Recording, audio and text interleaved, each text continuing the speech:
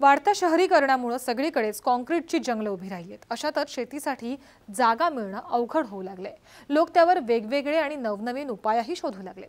नाशिकच्या संदीप चव्हाण यांनी गच्चीवरच शेती फुलवली आहे। गेल्या 10 वर्षांपासून ते गच्चीवरच सेंद्रिय पद्धतीने भाजीपाला पिकवतात। पाहूयात हा रिपोर्ट। मी उभा आहे एका बागेमध्ये आणि ही बाग काही साधीसुधी बाग नाहीये, तर ही बाग आहे गच्चीवरची बाग। आणि या गच्चीवरच्या बागेत आपल्याला संपूर्ण विविधता दिसेल। प्रत्येक प्रकारची भाजी, प्रत्येक प्रकारचं जवळपास प्रत्येक प्रकारचं फळ, पालेभाज्या या गच्चीवर संदीप चव्हाण यांनी पिकवलेले आहेत आणि तेही झिरो बजेट फार्मिंगचा वापर करून, म्हणजेच आपण त्याला ऑर्गॅनिक फार्मिंगही म्हणू शकतो। अगदी सेंद्रिय पद्धतीने हा संपूर्ण भाजीपाला पिकवला जातोय। स्वतः संदीप चव्हाण आपल्या इतर कामांमधून वेळ काढत या गच्चीवरच्या बागेला फुलवण्यामध्ये अगदी उत्साहाने हिरिरीने सहभाग घेतात।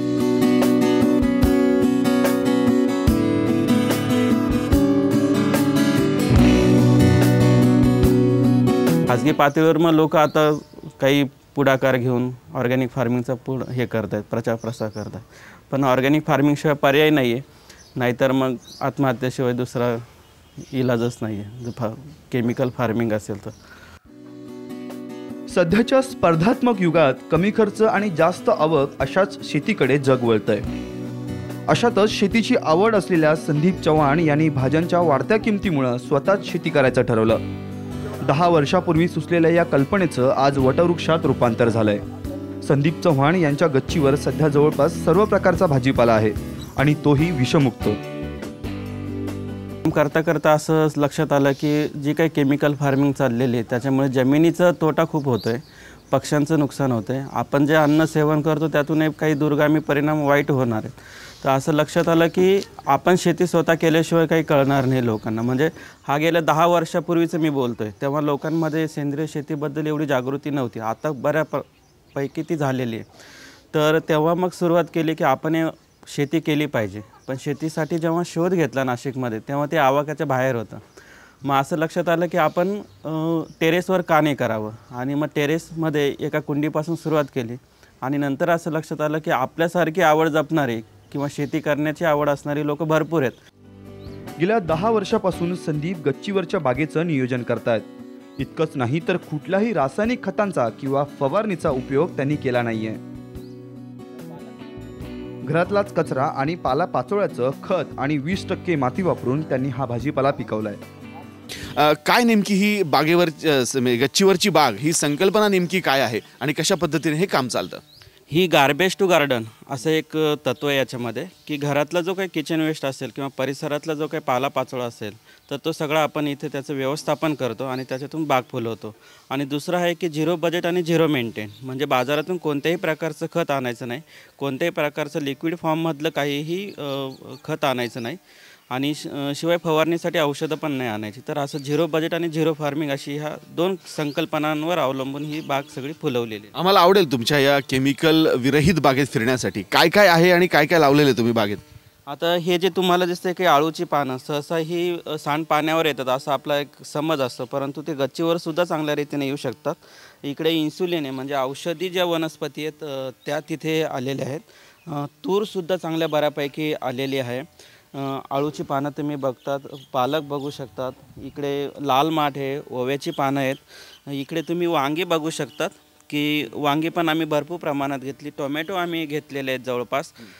फुलकोबी आणि पत्ताकोबी जे आपल्या बाजारात येतं तर ते सुद्धा आम्ही केमिकल फ्रीवरती इथे वाढवलेले आहेत। ही बघा, ही एवढी 4-5 वांग्याची रोपं आहेत, त्यातून आम्हाला चांगली बऱ्यापैकी वांगी मिळत आहे। ही बघा, ही चिलाची भाजी जी म्हणतो, जी बाजारात सहसा येत नाही, तर ती सुद्धा आम्ही वाढवतो। याला मलबार स्पिनच असं म्हणतात। पालकासारखी भाजी लागते आणि खूप सुंदर लागते, त्याचे पकोडे छान लागतात। मिरच्या, टोमॅटो आमची ही घरचीच असतात। तर इकडे ही कोबी, ही बोर मिरची, ऊससुद्धा लावलेला आहे जवळपास।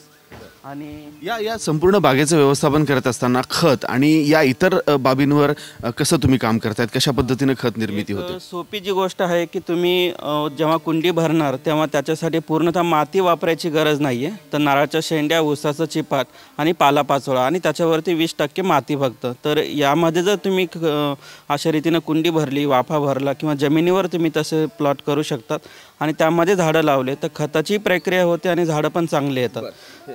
दुसरा जो पर्याय असा आहे की अगदी सोपा आहे, ज्यांना टेरेसवर गार्डन तयार करायचं आहे आणि पर्यावरणासाठी जी आवड आहे किंवा स्वच्छता पण झालं पाहिजे, तर आज सगळीकडे आपण स्वच्छ भारत अभियान राबवतो आहे. तर हा मोठा भाग आम्ही आता रुजवत आहोत की साधा एक ड्रम घ्यायचा, त्या ड्रमला 1 इंच खाली फक्त तळाशी एक छिद्र करायचं आणि तुमचा सुका पालापाचोळा जो असेल तो याच्यामध्ये टाकत जायचं. आणि मग त्याच्यामध्ये काय होतं की हा सुका पालापाचोळा त्याच्यामध्ये कुजत जातो, त्याचं कंपोस्टिंग होतं. काही दिवसानंतर त्याच्यात गांडूळं जर टाकून दिली तर वर्मी कंपोस्टिंग तयार होतं. याच्यात रोज 5 लिटर पाणी दिल्यामुळे काय होतं की खाली ह्युमिक ॲसिड आणि वर्मी वॉश गोळा होतं, तेच झाडांना आपण त्यांना देतो.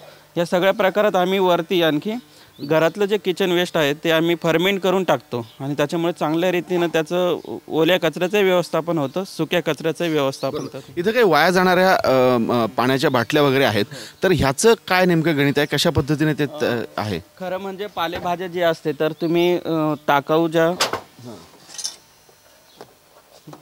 टाकाऊ ज्या बाटल्या असतात, आपला तो कचरा म्हणून आपल्याला सगळीकडे दिसत असतो, तर तुम्ही त्याचे सुद्धा एक तळाकडचे भाग आपण कापून घेतला, त्यामध्ये पालक वगैरे छान पद्धतीने येत असतो आणि सुंदर आम्ही याच्यातून आता हा लेटूस त्यात लावलेला आहे, तर त्याची ग्रोथ होते.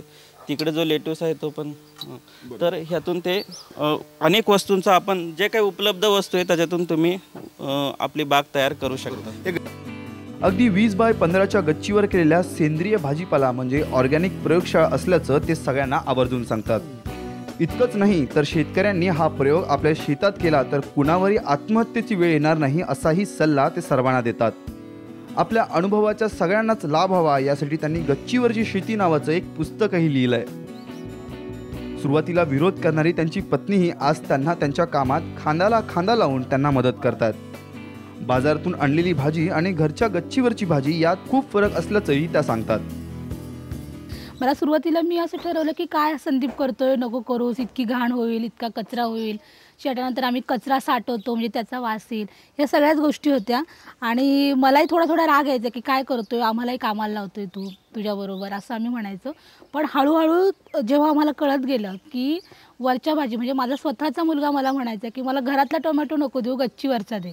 आणि तो टेस्टमधला फरक मी पण जेव्हा खायला लागले तेव्हा मला कळायला लागलं की अरे नाही, हे खरंच खूप बदल आहे. जे आपण केमिकलचं खातो आणि वरच्या शेतीवरची जेव्हा भाजी करतो तर आमच्या घरात त्या भाजीवरनं भांडण होतात की नाही मी थोडी घेणार याच्यावरनं.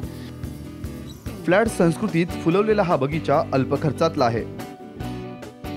कचऱ्याचा पुनर्वापर करून रासायनिक खतांना फाटा देत नैसर्गिकरित्या निर्माण होणाऱ्या गांडूळ खताचा वापर करत फुलवलेला हा भाजीपाला 0 बजेट फार्मिंगची आठवण करून देतो. निसर्गाला आव्हान देत निसर्गाशी जुळवून घेत शेतकऱ्यांनीही याचा अवलंब करायला काही हरकत नाही. केवळ गच्चीवरची बाग फुलवून संदीप चव्हाण यांनी एक थोडक्यात म्हणता येईल प्रयोगशाळा निर्माण केली आहे आणि या प्रयोगशाळेमध्ये जोही भाजीपाला येतोय तो 100% ऑर्गॅनिक आहे, जो आपल्या घरच्या कचऱ्यापासून मिळालेल्या खतापासून तयार होतोय. म्हणजे कुठलीही वस्तू बाहेरून आणण्याची गरज नाही आहे. अगदी 0 बजेट तंत्रज्ञानानं गच्चीवरची बाग कशी फुलवता येते आणि हेच तंत्रज्ञान तुम्ही शेतात देखील वापरू शकता आणि तेही शक्य आहे. हे संदीप चव्हाण यांनी या प्रयोगातून सिद्ध करून दाखवले, जेणेकरून तुम्हाला तुमचाच घरचा भाजीपाला आणि तोही विषमुक्त खाता येईल. कॅमेरामॅन लोकेश माळीसह जयरामपुरी, साम टीव्ही, नाशिक.